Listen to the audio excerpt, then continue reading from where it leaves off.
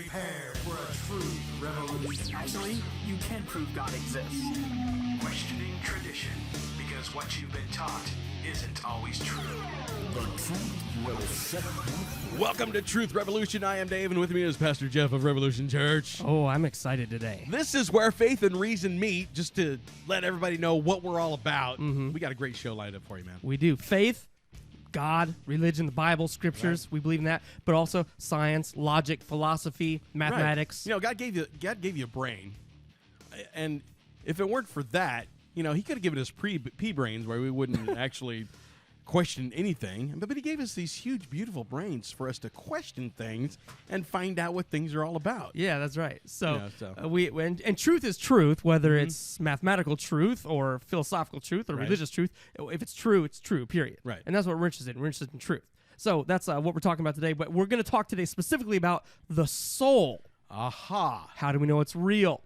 What is it? Right. Of course, we're going to answer Bible contradiction and things like that, like we normally do. But we have a special guest with us today. Yeah, with us is J.P. Moreland. Dr. Moreland is the Distinguished Professor of Philosophy at Talbot School of Theology, Biola University in Woo! Biola University. La Mirada, California. You can tell that's where Jeff went. Yeah. Anyway, he has 4 earned degrees, a B.S. in chemistry from the University of Missouri, a Th.M. in theology from Dallas Theological Seminary, an M.A. in philosophy from the University of California, Riverside, and a PhD in philosophy from the University of Southern California. So you can see he's been a busy guy. Yeah. During the course of his life, he has co-planted 3 churches, spoken and debated in over 175 college campuses around the country, written countless books and articles, including the one we're looking at today, Yeah. The Soul, How We Know It's Real and Why It Matters. Welcome, Doc. Hey, it's great to be with you guys, and go Chiefs and Royals. Oh, boy. Yes. I was born and raised in Kansas City, and I am a Royals Chiefs fan. All right, that's Sporting good. KC. Yes. So you'll fit in just fine around here. That's fine. I don't know if our listeners in Ohio appreciate that too much, but Right. you know, that's all right. We love it. No. All right, now want to get to this. You know, I forgot to pray before the show started. Let's do so it. I'm going to say a quick prayer. Right. Father in heaven, I just ask that you would give Dr. Moreland and us the right words, the wisdom as we present this information, and allow the listeners' hearts and minds to be affected. In Jesus' name, amen. Amen. Hey, so Dr. Moreland, you wrote the book, The Soul, How We Know It's Real and Why It Matters. Why did you write this book? What brought it about? Well, there is an assumption today that scientists are defining everything that's real. And if science tells us something's real, then it's real. And if science isn't able to say it's real, it's not. And so a lot of people are claiming falsely that neuroscience has shown that consciousness is just a chemical state of the brain, and that there is no soul, there's just a brain. So when you die, you disintegrate, and that's the end of you. And this is nonsense. It is nothing but complete and total nonsense. But it's widely believed, for example, that you think with your brain, or that your memories are in your brain, and that kind of nonsense. So there's just a lot of confusion, and what we need to show is that there are a lot of things that are not physical, that are not only real, but that we can know are real. And one of them is consciousness and a soul. Okay, now I'm going to pause you there for a second. You said something right off the bat that I know our listeners' heads just exploded. Right. You said there's a lot of nonsense going around, like thoughts are in the brain. What? Yeah, exactly. And They're not? now, Well, no, of course not, and here's why. I'll give you 2 quick reasons. yeah. The first one is that if you could see the brain the way it really is, down and shrink down to the level of an atom or a molecule, because when we look at the brain, we look at it from our perspective, and we don't see the way it really is according to physics and chemistry. The brain is largely like a galaxy. It is primarily empty space with You can say that again. with billions of little protons and atoms and molecules vibrating and moving, and it is largely empty space. Now, where are you going to put a thought there? Is it going to be in the empty space? Is it going to be in one of the electrons? Everything that's in the brain is spatially extended. By that I mean, if something is inside the brain, it's got a size to it. But thoughts don't have a size to them. I thought that 2 and 2 is 4, isn't twice as big as my thought that lunch was good today. Right. Thoughts don't have size, shape, they don't have location. They're not in the brain. The other reason is that when people die, and there are now 8 to 12 million Americans who've had near-death experiences, and 200 to 300 million around the world, the evidence for near-death experiences is now overwhelming. When they die, they don't have a brain, but they can still see, they can think, they can have their memories, and so on. I heard a lecture, and I'll close with this, from the leading expert on memories, a psychologist at UC Santa Barbara.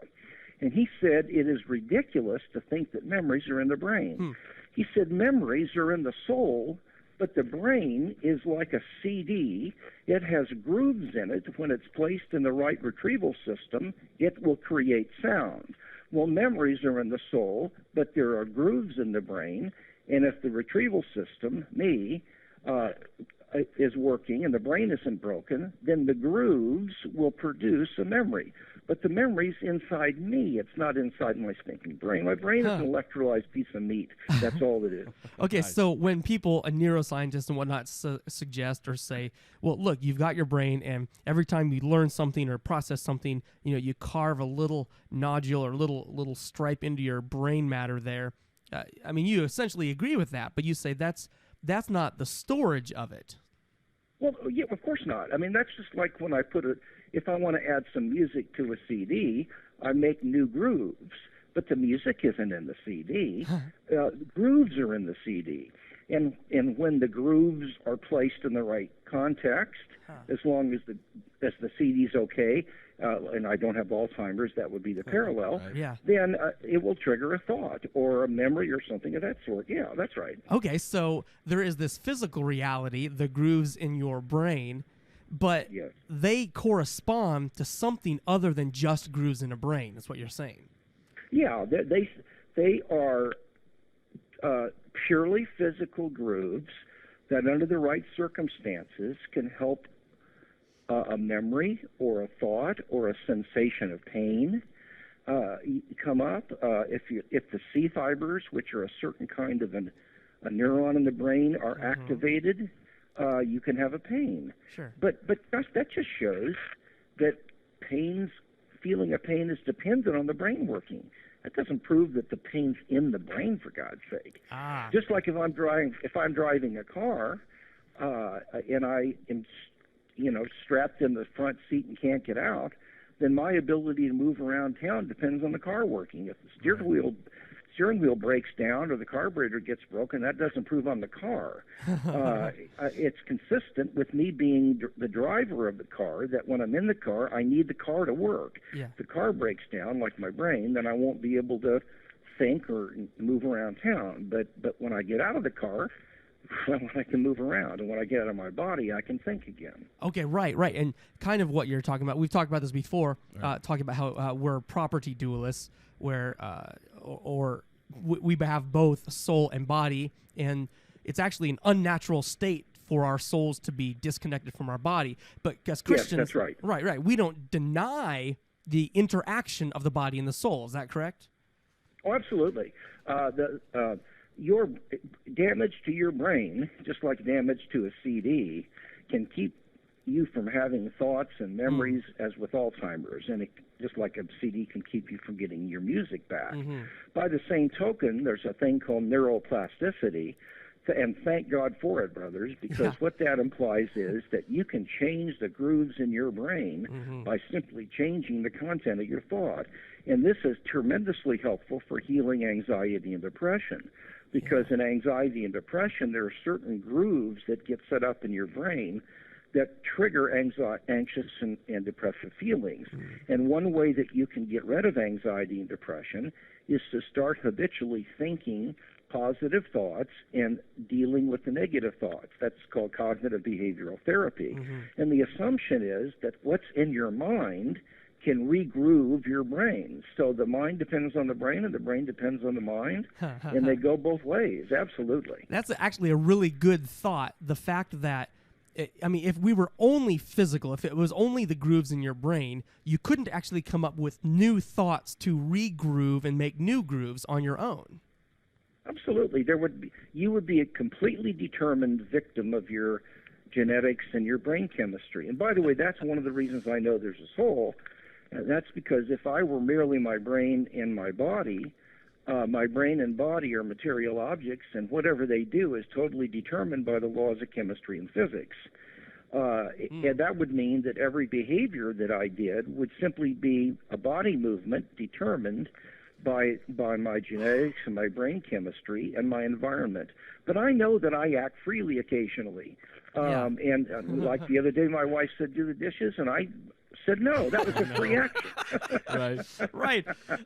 In your book, you say the physical state of the universe and everything in it, including you, at a particular time, and the impersonal laws of nature are sufficient to determine or fix the chances of the next successive state.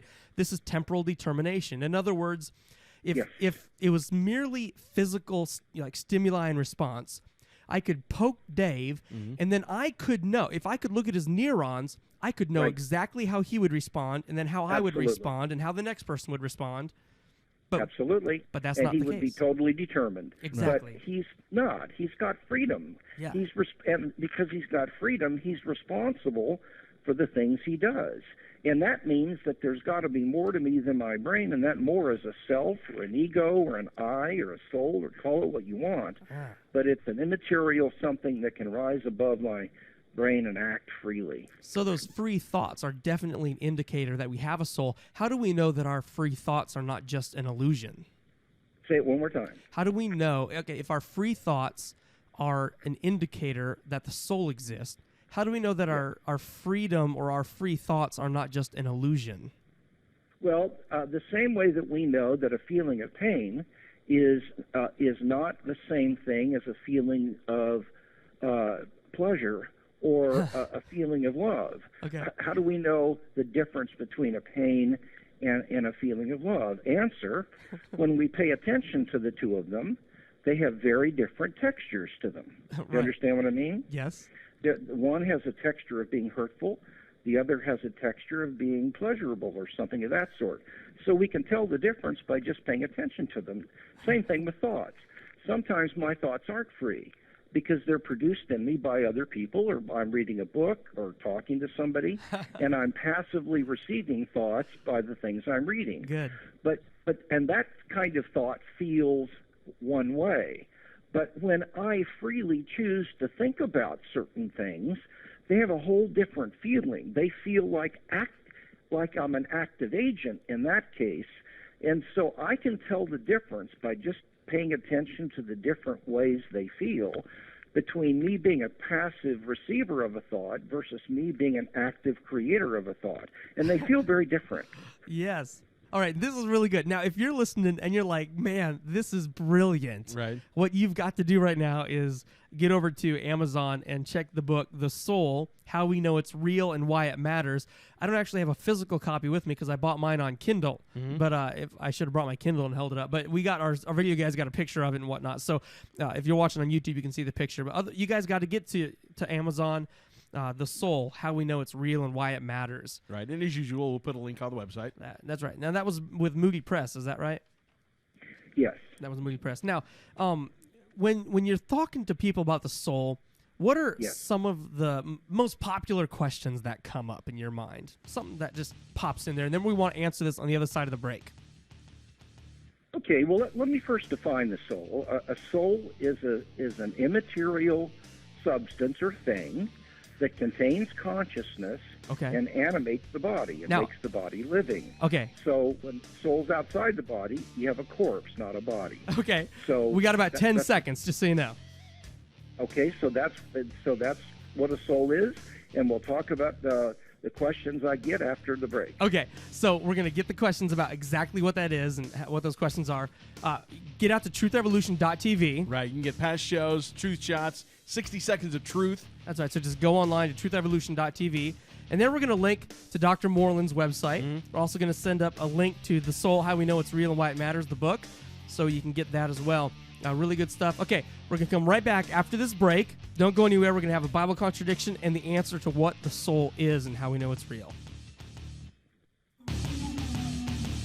Truth with the revolution. And we're back talking to our guest, Dr. J.P. Moreland, About the soul. about the soul and does it really exist? What is it? Okay. First question on the other side of the break. This is a big one. Does my co-host Dave actually have a soul? Please tell me. I don't think so. I knew I it! think he's a zombie. Nice. And Great. I think that you could probably poke him with a pin and you wouldn't be doing anything wrong with I it. knew it! I was really worried I was walking into a trap today. I knew it! This is actually really good news. No, it's not. All right. Okay, so there you have it. Dr. Moreland admits that I can do whatever I want to you, and it's Thanks. just Yeah, fine. Thanks, Doc. That's right. You Thanks, have Doc. my stamp of approval. All right, let's get back to the soul. Really, you gave us a brief definition of what the soul is. Yeah. Maybe conclude that, and then tell us what some of your most common questions are about the soul. Yeah, the soul is an immaterial thing that contains your consciousness and it animates your body. It's what makes your body living. Yeah. It's diffused all throughout your body. That's why when you get your arm cut off, you don't have an 80% soul. Now, I get different questions from unbelievers and believers. What I get from unbelievers who don't believe in Jesus yet, they want to know, how can I believe in such a thing? And I'll tell them, number one, I have free will. If I were my soul, I wouldn't have free will. Number two, disembodied existence actually occurs. And if I were my brain, I couldn't exist disembodied because brains can't exist and not be bodies. Yeah. So that shows it. The third thing I would say would be that if an object gains parts and loses parts, like a table, if you take the parts and change them and replace them with new parts, it's a completely different object. Well, my body is constantly losing parts and gaining new parts. Very good. And so it's a different object from one month to the next. If I were my body, then I would not be the same self from 1 month to the next. And it would follow that I shouldn't be responsible for things that happened a year ago because I'm not the same person that did that. And I shouldn't fear going to the dentist because it won't be me going to the dentist. Nice. So I know for a fact that I endure through time. I'm the same person now that began this conversation a few minutes ago. So if I were my body, I would be changing constantly because I gain and lose parts, but I don't do that, so I'm not my body. Those are some of the reasons that I will tell people that I know that there's a soul. Very good. And they say, well, what about neuroscience? And I will say, let me give you guys a real example that your audience needs to hear. Okay. They have discovered that there are these certain neurons. A neuron is just a cell in a brain. That there are certain neurons called mirror neurons that if they don't work, then you can't feel empathy for another person. Now, how are we to explain that? There are three explanations, and the first one is that a feeling of empathy just is a mirror neuron firing in the brain. So that's a reduction of that conscious feeling to being nothing but a brain state. Okay. The second explanation is that a feeling of empathy is a non-physical conscious state, but it resides in the brain. The third explanation is that a feeling of empathy is a non-physical conscious state that resides in the soul. Right. All three of these explanations are consistent with the same data, because if a feeling of empathy is in the soul, then all I'm claiming is that I need for my brain to work, I need for my mirror neurons to work in order for me to feel empathy, just like I need my eyes to work before I can see. But showing that there's a dependency of my feeling of empathy on my mirror neurons doesn't prove anything whatsoever about what a feeling of empathy is or where it is. Amen. So these interpretations are philosophically different, but they're all equivalent to the scientific data. So that's good. Now, if I get a question from an unbeliever, those are the questions I get. If I get a question from a believer, it's how is the soul different from the spirit? Mm-hmm. And I look to put it like this. Think of the soul as a chest of drawers. It has several drawers in it, but in each drawer there are a bunch of things that are alike. There's a sock drawer, a T-shirt drawer, and so on. Okay. The soul is like the chest of drawers. The mind is a drawer in the chest of drawers, and it has thoughts and beliefs in it. The emotion is the next drawer, and it has feelings. The next drawer is the will, and it has the power to act. The next drawer is the spirit, and it's the ability to be aware of God and demons and angels, and to receive dreams from the Lord. So the soul is the whole, but the spirit is just one of the parts or drawers of the soul, just like the mind is a drawer in the soul. Gotcha. But what if you have a chest of drawers like the one in my bedroom where I just throw whatever in each one? Well, then I would say that you probably need therapy. Okay. That's Nice. true. Okay, actually, so that makes a lot of sense. In some ways, people often equate the soul and spirit as far as function and substance, but they really aren't. Right. The spirit is just one part of the overall Yeah. soul.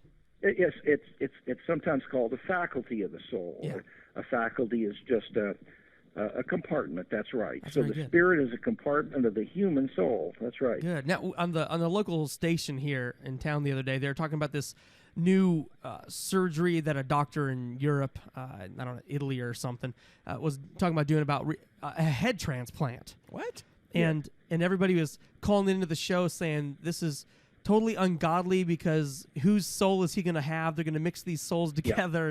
And so I called in because I couldn't hardly stand it anymore. I just got done reading your book.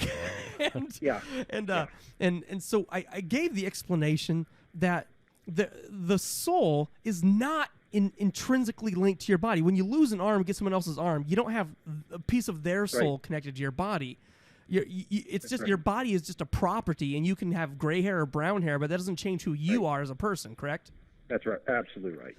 And I would say that's very well put. I would say that given that there is a soul, I have no idea what if there is a region of the body that the soul tends to stay with, or if not, I don't know. So suppose that there was a head transplant and the person that woke up where the brain went was the old person with the brain. You understand? Yes, it was the that body.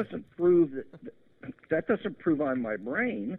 That just shows that the soul stays with the brain. Yeah. Now, if the soul stayed with the body that got a new brain, then that wouldn't prove that there isn't a soul. It's also consistent that the soul is the sort of thing that occupies the body more than the brain. So these experiments, if they happen, won't prove a darn thing. Yeah, that's actually actually that kind of makes me think. You know, if the soul works primarily through the brain and not through the heart, as they might have said years ago, we might expect the memories and whatnot to be intact. If the soul primarily works through somewhere else, and you have that head transplant, we might expect there to be some memory issues after a transplant of something like that.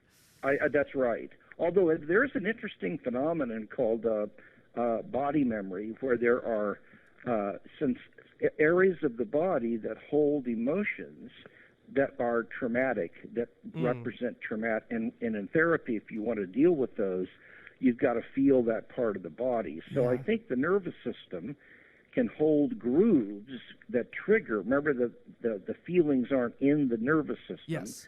The grooves are in the nervous system that trigger a feeling right there. Okay, we're going to jump and do a Bible contradiction before we run out of time. Bible contradiction. All right, today's Bible contradiction brought to you by the fine folks over there at evilbible.com. Evilbible.com. Abraham begat a son when he was 100 years old by the interposition of providence. God helped him. All right, Genesis 21, 1 through 3. Now the Lord was gracious to Sarah, and he had said, and the Lord did for Sarah what he had promised. Sarah became pregnant and bore a son to Abraham in his old age at the very time God had promised him. Okay. However, What? Abraham begat 6 children more after he was 100 years old without any interposition of providence. Genesis 25, 1 through 2 says Abraham had taken another wife whose name was Keturah. Oh. She bore him Zimran. I'm not even going to pronounce Okay, it. so a There's bunch of other 6 kids. people. All Yes. right, so did God help him get people pregnant or not? Genesis 21 says yes. Genesis 25 says no. Right. That's Well, we're going to use our cracked acronym to Okay. solve the Bible contradiction. It's how we interpret the scriptures. The A in our cracked acronym stands for Author's intent. author's intention. That's right. What is the intention? Well, it was to show how God caused a miraculous birth. That was Right. the author's intention. He was writing to show that there was something miraculous happening here. What was the intention in Genesis 25? It's Just to give details, just right? just to give details A without little history lesson. There was no commentary about God being involved or not, or even Abraham's age. It just said Abraham had taken another wife. The author is just giving you some extra facts about the guy. I mean, we don't know anything about the timeline. We don't know whether God was involved or not.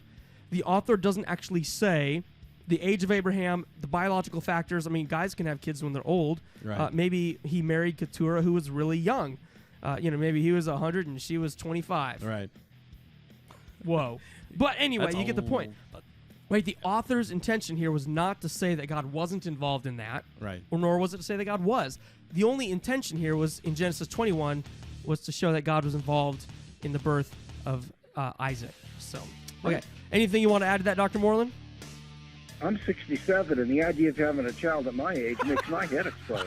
Right on. All right. Hey, can you hang with us for a few more minutes online? I sure can, absolutely. Right Okay. Get to truthrevolution.tv, or if you got the podcast or YouTube, you're fine. Right. You're going to get the rest of this. We're going to do another 5, 10, whatever Right. online. And if you get out to truthrevolution.tv, man, and you think that this show does you some good, please donate. Yeah, you help the show go. And as always, you're invited to come out to Revolution Church, whether you're wearing a t-shirt and jeans, pajama pants, Right? tattoos on your face. Doesn't matter. Yep. If you're in the Salina area, 1111 West South is where we're at. That's right. Dave, you got a tattoo of is that a bass guitar? It or is. A bass guitar? Basically. All right. So come on out, Revolution Church, 9 or 11 a.m. this Sunday morning. Learn about God with us. We'd love to have you. TruthRevolution.tv.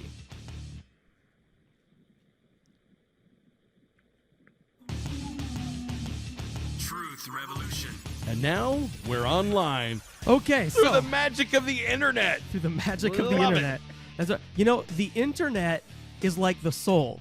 It exists, and your cable provider is like the brain. Ah. It You are provides. the man. Yeah, I mean Jeff, you learning something today or what? What's going on, man? I love it. that's not too bad. All Right. right, I'm gonna use that. No. You can put that in your next book, free of charge. There you go. I appreciate that. All right. All right. So let's get back to the soul here.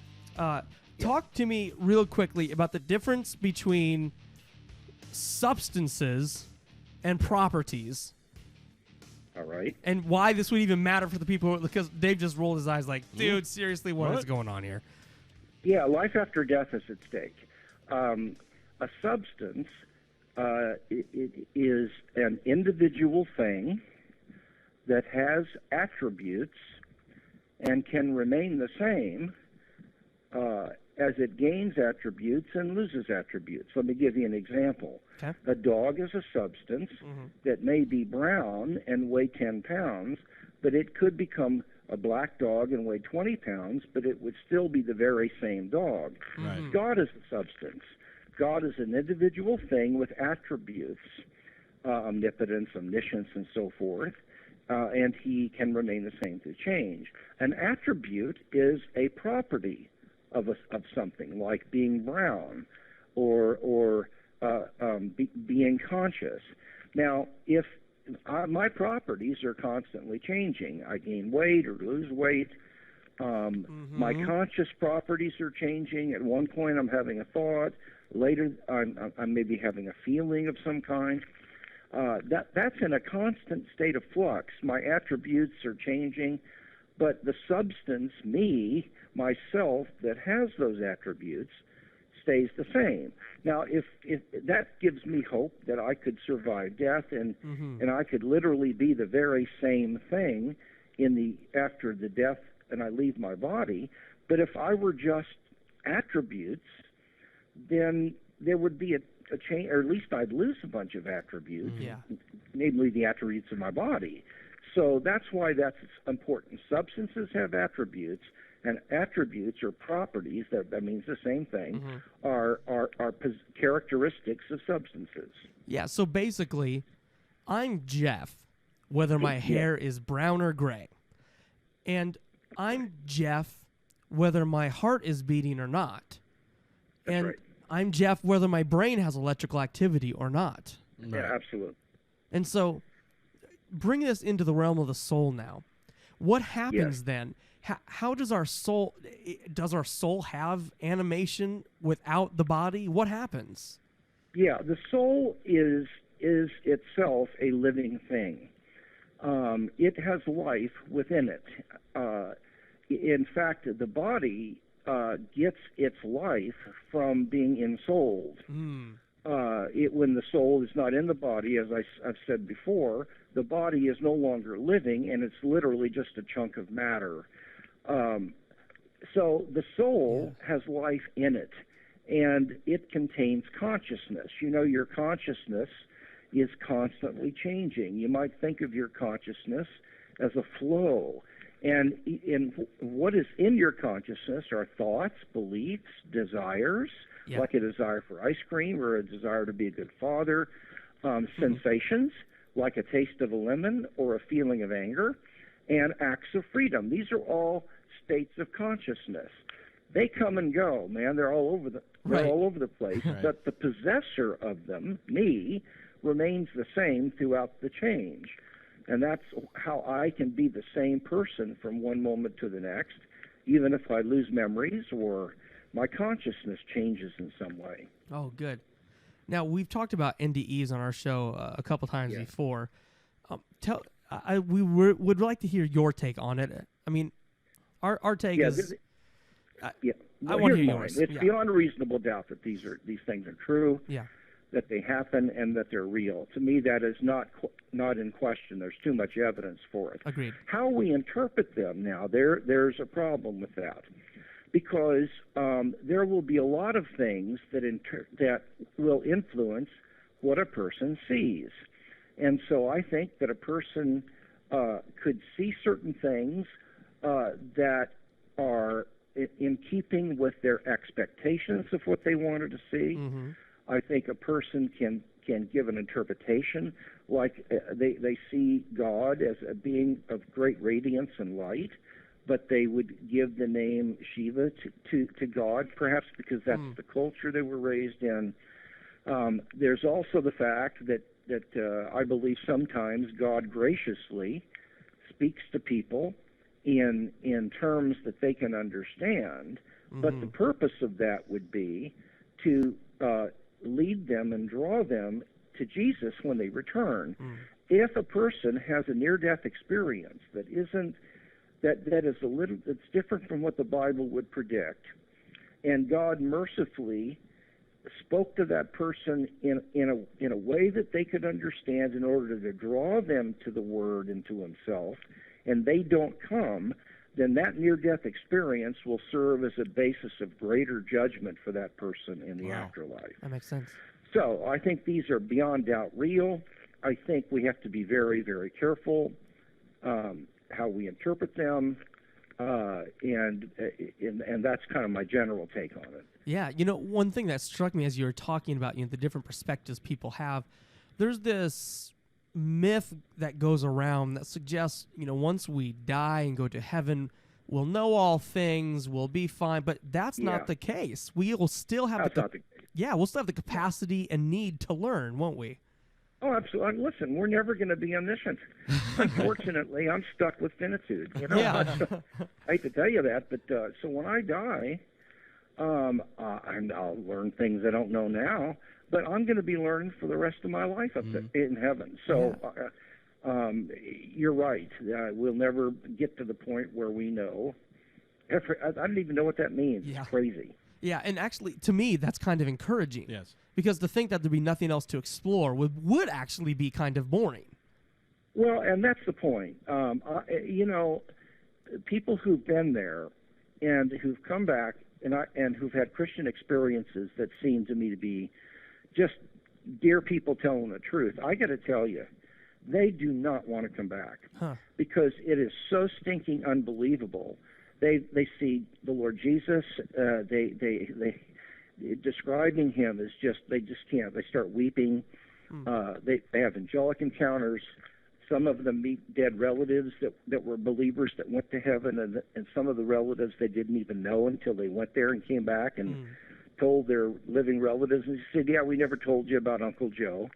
but the point is, these people say that that the experience, the peace and the love and the beauty of the place is so shocking that you'd be crazy to want to come back, and the only reason they do is that the Lord tells them that their job's not finished. So I'm telling you, it's going to be something else, and this has removed any fear of death for me. I'm ready to go. I'm looking forward to it. That's awesome. And we always have to keep in mind the only way to get there is through Jesus Christ. We can't get there. Absolutely. Yeah, Absolutely. we can't just get there by trying to be a good person. That ain't going to work. Right.